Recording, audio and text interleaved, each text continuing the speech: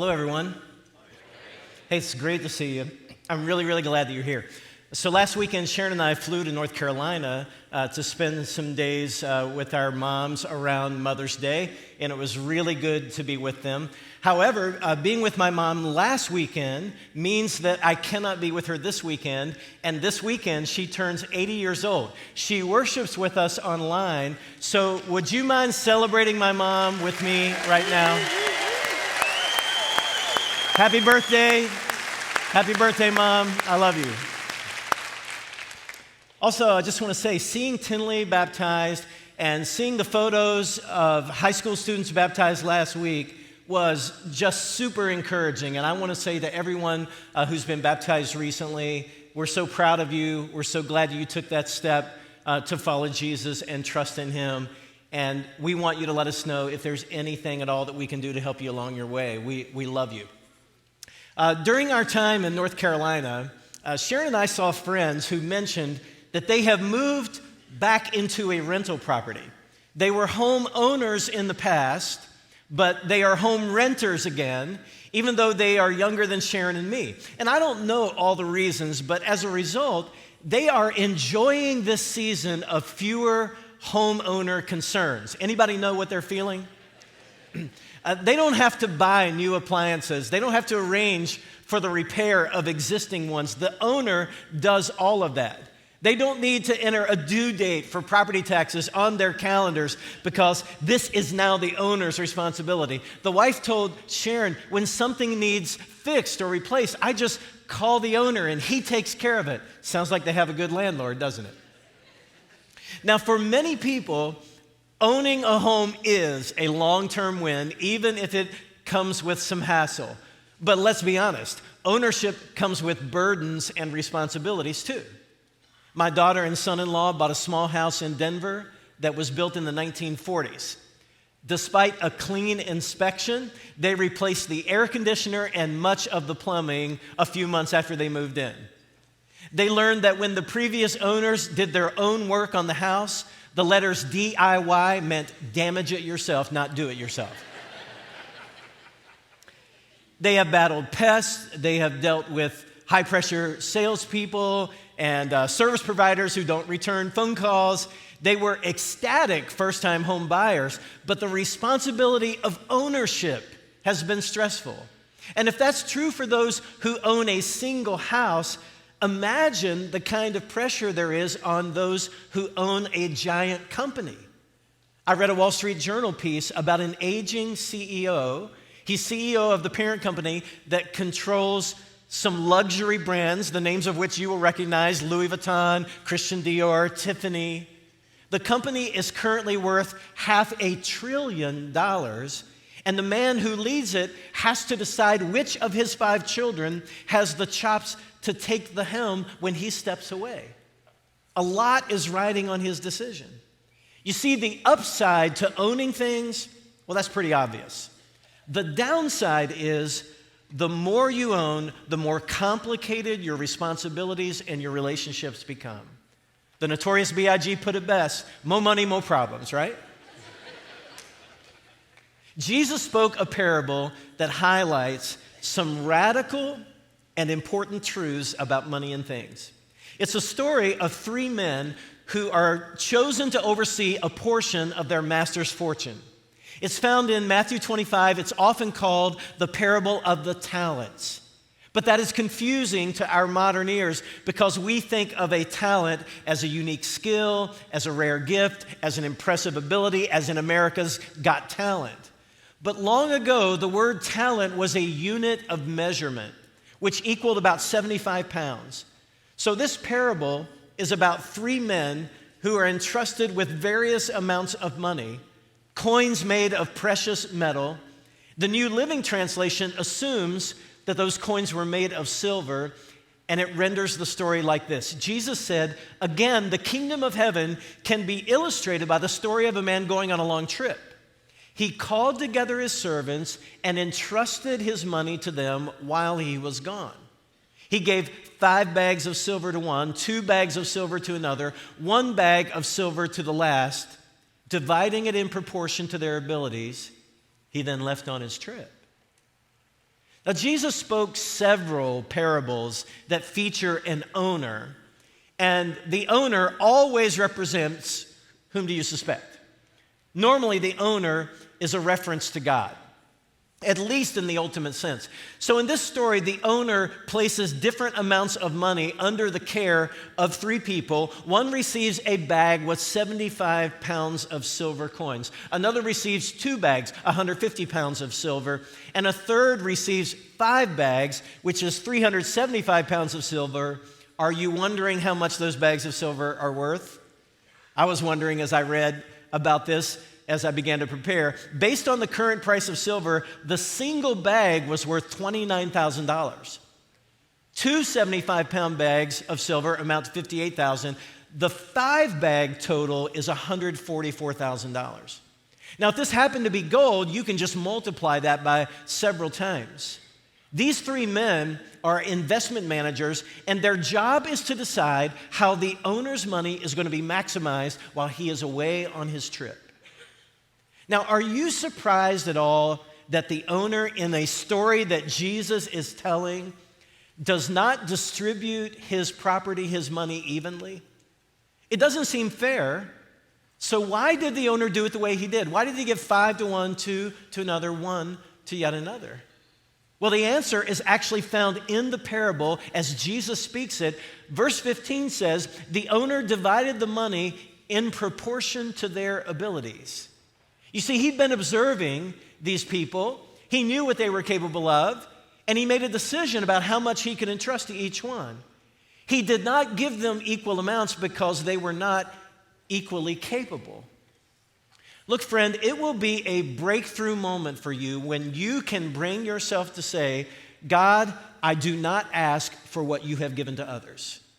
Instead, I ask for what you know is right for me. Can you do that? Would you like to be able to do that? Would you like to be able to pray that to God? When you can say that from your heart, you are acknowledging that God is the master and you are the servant, and the master knows the servant better than the servant knows himself or herself. And it's wise to trust his discretion when it comes to what you have the ability to manage in life, and that can apply to all things. You know, some people want an amount of money that God knows they can't handle. Some people want a position at work because of the prestige that goes with that role, but God knows it is not right for them. Some want a level of visibility or influence that God knows they should not have. I told you once about my Little League baseball pitching career, which started and ended on the same day in just a few innings of one game. I wanted the role, but it was over my head. Romans 12:3 says, I give each of you this warning, do not think you are better than you really are. Be honest in your evaluation of yourselves. It's tough to do. Now, I know some of you think too little of yourselves, and I don't want you to think even less, but all of us need to lean into God's view of what our capacities are and what it is that we have been made to do and what we can handle. And look, this applies to every part of life, not just money. God knows our abilities. He directs our lives based on what he knows. That's why we would always encourage you to pray, God, direct me into what you know is best for me, because the master knows the servant better than the servant knows himself or herself. That's true for you. It's true for me. And yes, God may have bigger things in mind for us in the future. He certainly has bigger things in mind for many of us in the future. But how do we advance? Do we do it by promoting ourselves? Do we do it by undermining other people so that we can create a vacancy that we can then step into? No. Look at verse 22, where Jesus describes what happens when the master returns from his trip and he calls in the 3 servants to give an account of what they have done. Jesus said, the servant who had received the 2 bags of silver came forward and said, Master, you gave me 2 bags of silver to invest, and I have earned 2 more. The master said, well done, my good and faithful servant. You have been faithful in handling this small amount. Now, it was twice as much as what the 3rd servant got. And yet the master says it's a small amount. How was it a small amount? It was a small amount for that servant because he demonstrated that he can handle it. You've been faithful in handling the small amount, so now I will give you many more responsibilities. Let's celebrate together. That's how we advance as people who love and follow and surrender our lives to God. That's how it works. When God sees that you are trustworthy, as he sees your dependability and your character and your capacity growing, he will give you more if you have entrusted your life to him and you are seeking his guidance for every part of your life. God will promote you so you can stop promoting yourself.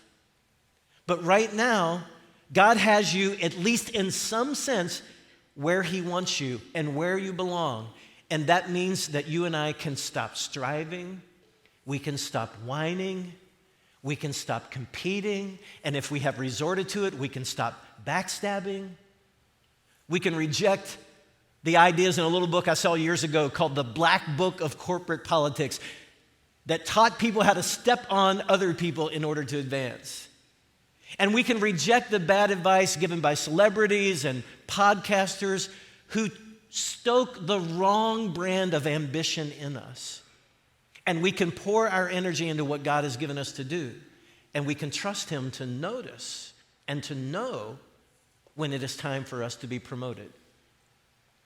Do you know what else is great about the master's commendation of the servant who was given 2 bags of silver and grew it to 4 bags? It is exactly the same as the commendation, the compliment that was given to the servant who received 5 bags and turned it into 10.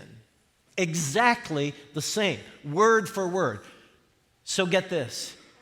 God does not give us equal responsibility, but he will give us equal approval. As we are faithful with the responsibility he gives and knows that we can handle, we will receive the same reward and the same commendation and the same compliment from God. Isn't that amazing news? Isn't it great that in the kingdom of God, the people who perform the most menial tasks will receive the same kind of praise and thanks and celebration from God as a brilliant theologian at the most impressive seminary? If we are doing everything God has equipped us to do, he will not belittle us. He will not punish us. He will not compare us in some incomplete and unhealthy way with other people. But I want you to see why this is true. Because this is really the heart of where we're going today with this teaching. Do you know why this is true? Do you know why God values the person who turns 2 bags of silver into 4 as much as the person who turns 5 into 10? Here's the reason. Because all is God's all the time. In the parable, the master's travels took him far away. He was gone for a long time, Jesus said. But it was never not his silver. It was never not his. The amount he left with his servants, it was his. The profit and the interest that they earned with it, that was his. Now, he intended to reward them for it, but it was always his. There was never a moment when any part of it, and even the people who were doing the work and overseeing that money and silver, there was never a time when any of it or any of them did not belong to him, the master. You see, the servants were never the owners. They were the stewards. They were the trustees. They were the managers. They were never owners. They functioned like owners. They probably looked a lot like owners to their family and to their friends, but they were not the owners. And friend, you are not the owner. The car you drove here today, the house you're going home to, the clothes you're wearing, the food you'll purchase and prepare or eat, you are not the owner. I am not the owner of any of the things that I use in my life. The owner, the master, is in heaven, which seems far away, doesn't it? I mean, Jesus has been away for a long time. It was 2,000 years ago when Jesus ascended to heaven and said that he would be back. When I was a student minister, if I left a group of students alone for 60 seconds, they acted like I was never coming back. Jesus has been gone 2,000 years. Is it any wonder that some of us are thinking like and living like he's not coming back? It's been so long that some of us say that we believe he might not return. And yet, some of us say we believe he will return and live as if he will not. It's been so long that some of us wrongly conclude that the bags of silver that he has entrusted to us actually belong to us. But none of it does. And we don't even belong to ourselves. Whether it's 4 bags or 10 or some other amount. By the way, remember that guy who was given 1 bag? The guy who received 1, do you remember what he did with it? Look at verse 18. But the servant who received the 1 bag of silver dug a hole in the ground and hid the master's money. And if you've read this, you know the master wasn't just unhappy, he wasn't just disappointed, he was furious, he was livid, he was insulted by how that servant managed his resources. And the servant is punished harshly. He is described by the owner as wicked and lazy and useless. Wow. You see, God does not intend for anything he gives us to become buried treasure. It's not his purpose for it. So let me offer several things that you and I can take away from this story. The first is that we are to beware of ownership. We are to beware the ownership mentality. Most of us have played Monopoly. And how do you win at Monopoly? Well, you win at Monopoly by gaining and retaining property. And as you add houses or hotels to that property, other players must pay increasing amounts of rent when they land on your property. Now, when Sharon and I spend time with our daughter and her husband, we play board games because they love to play board games. And I tend to do well at word games, but the last time we played Monopoly, I struggled and Sharon cleaned up. And that's when the fight started. No, we did not fight, but as Sharon obtained more property, she drove the rest of us into bankruptcy. Now, my wife is one of the sweetest people I know, but Monopoly changed her. Monopoly Sharon is intimidating and ruthless. Since then, if I beat her at pickleball, she says, I'll always have Monopoly. And I'm afraid one day she'll roll up her sleeve and I'll see a tattoo, remember Monopoly. Now, in real life, my wife will change your kids' or your grandkids' diaper and smile about it. In Monopoly, she will take your last dollar and smile about it. Now, if you're playing a game of Monopoly, that is the goal. You should try to dominate. You should jokingly rub it in, not too much. But in life, an obsession with ownership is dangerous. It is dangerous to your perspective. It is dangerous to your soul. Actually owning things is a little dangerous, but obsessing over more is what is most dangerous. When you want more and you're not even sure why you want more, you just want more because somehow you're measuring yourself or you're comparing yourself to other people, that is so dangerous, friend. And here is a challenging question for you. How much could you own and still view yourself as a manager and not the owner? Where's the breaking point for you? That if you own this much, you're going to start seeing yourself as owner. Because whatever amount that is, don't allow yourself to exceed it. If you need to give some things away in order to make it back to the place where you can truthfully, sincerely view yourself as a steward and as a manager, do that. Because, friend, your soul cannot survive a long-term obsession with having more. You are not built to be able to do that. Jesus said, no one can serve 2 masters. Either he will hate the one and love the other, or he will be devoted to the one and despise the other. You cannot serve both God and money. When Jesus met someone who was living on the wrong side of this truth, he did not challenge them. Think about it. He did not say, well, contemplate this. He did not say, well, you should probably slow your rate of acquisition. No, what he challenged them to do was to give it away. And he sometimes challenged people to give away everything because he could look into their hearts and see it was the only way this person was going to be free from his or her love of money and things. And that is obviously radical, but it was based on Jesus' understanding that giving really is better than getting. And we just have it upside down so often as we're thinking about money and things. Owners have trouble thinking that way. Owners have trouble thinking that giving really is better than getting. Managers can shift their perspective more easily. The second thing I want you to take away from this story is this, that stewards care for what they receive better than owners.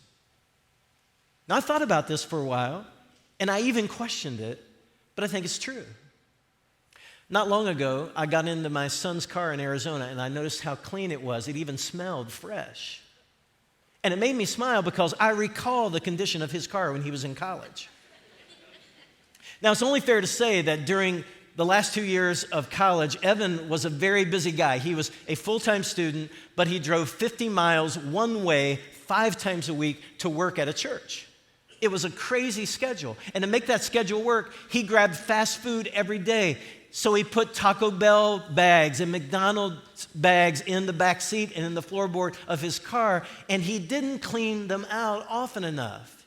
The other staff at the church where he was working began teasing him about the number of fast food bags in the back of his car. Someone sent me a photo.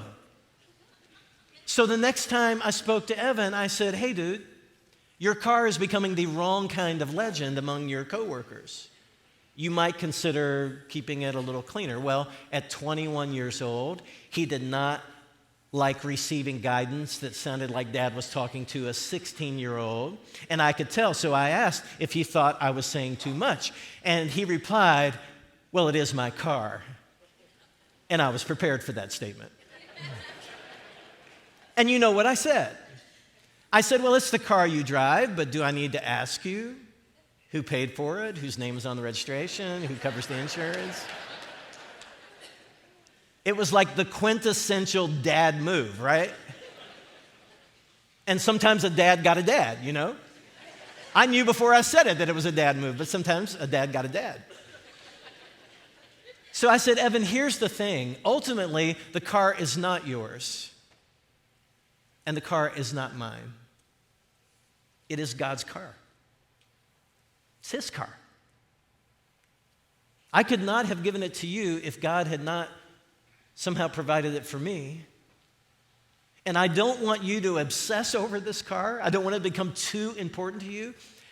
But I want you to take care of God's car. And after that time, he changed his approach to his car. Friend, if you think the money and the material things you possess are yours, then you will tend toward one of two extremes. If you really in your heart think they are yours, you will either obsess over them and they will become too important to you, or you will neglect them and you will not steward them faithfully. But if you sincerely view every dollar that comes into your care and every item that comes under your management as God's property, it will change you. You will not attach your self-worth to it because you know it belongs to God. But you will want to honor God by how you care for it. You will want to keep it in proper perspective. And you'll find yourself thinking, God gave me this house, so even if it's a humble little house, I want it to reflect His glory. God gave me this car, so I don't want to abuse it. I want to care for it. Don't want to obsess over it, but I want to care for it. And you'll think, God gave me this job and the dollars I earn at this job. So I don't want to squander the opportunity to do this work well, I don't want to squander the money I make from this job. Owners are not obligated to care for things. It's theirs. They can let it rust. They can let it deteriorate if they want to. Managers are always obligated to care for what is placed within their reach. And look, will you please not think, well, this is Eddie's take on possessions and money. It is not. This is God's truth. Look at Psalm 24, verse 1. The earth is the Lord's, say the next few words with me, and everything in it. He goes on to say, the world and all its people belong to him. Everything on earth, everyone on earth, it and we belong to God. That kind of settles it, doesn't it? And that means that we don't refer to the earth as our mother, because that's actually a pagan concept. We refer to the earth as this is my Father's world. And if it is, we should take reasonable steps to ensure that it reflects his glory. We don't worship the earth. We worship its creator.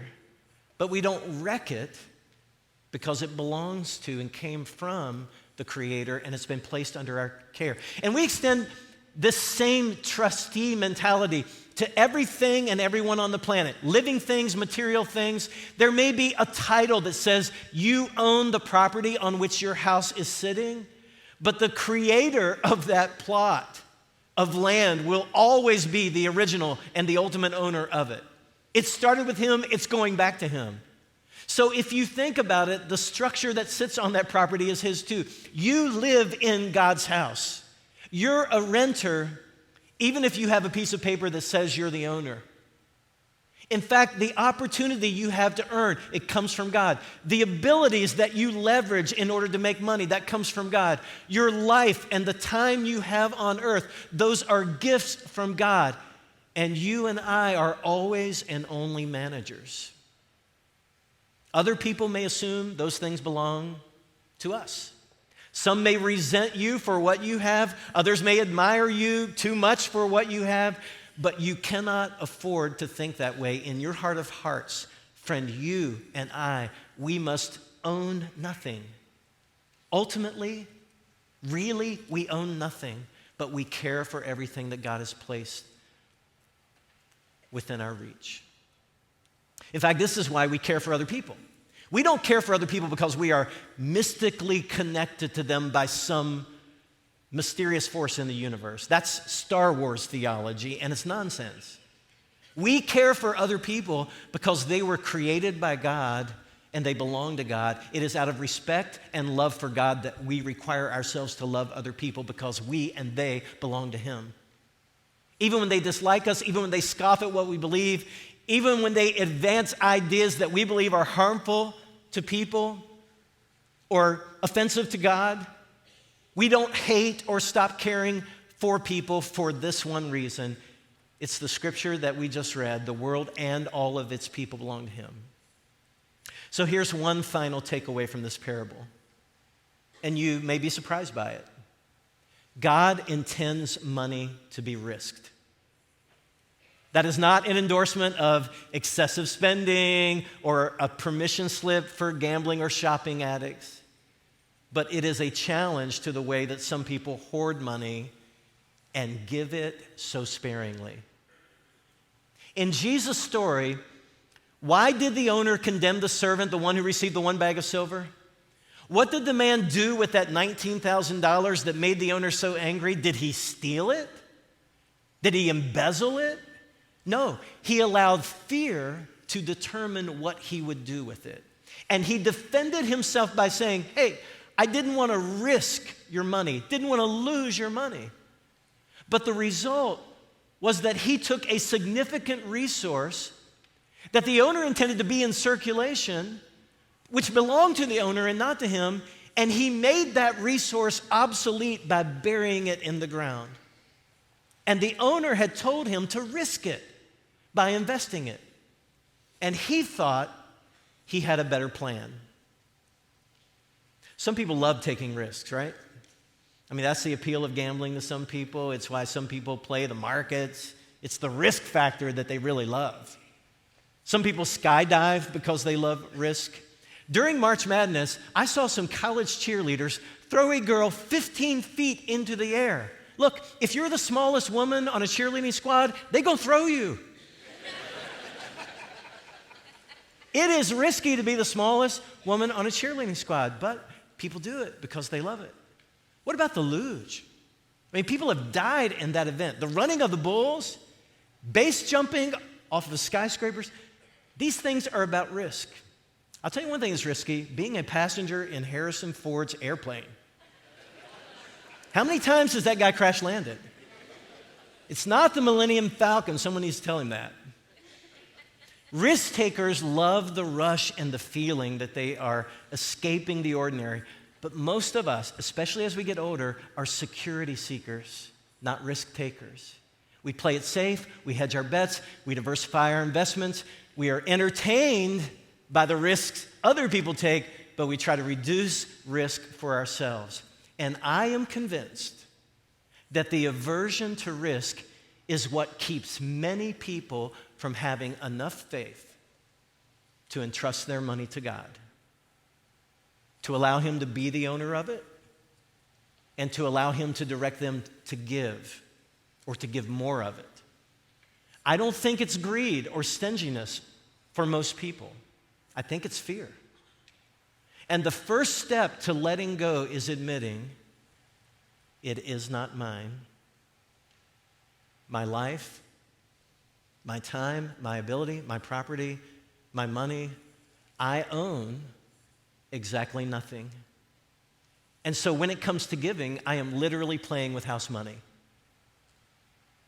Even if you are not a risk taker, I want to treat you like one in this moment, and I want to dare you to be here next week as we discuss the kind of risk that God wants us to take. Let's pray.